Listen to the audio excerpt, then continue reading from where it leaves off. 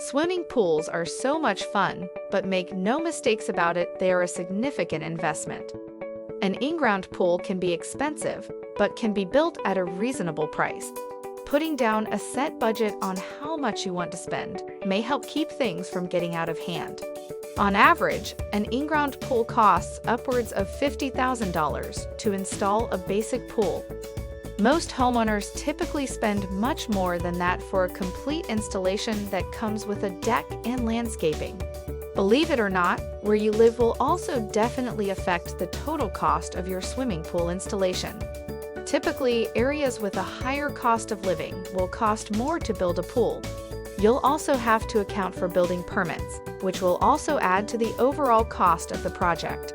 Budgeting for the pool you want starts with deciding which type is in your price range. Vinyl liner pools are less expensive than fiberglass or concrete. The liner that goes inside of the pool will need to be replaced every decade or so and should be factored in when comparing prices. Fiberglass pools are easier to install, but they definitely cost more than concrete. Experts say they are a bit easier to maintain, but are less customizable.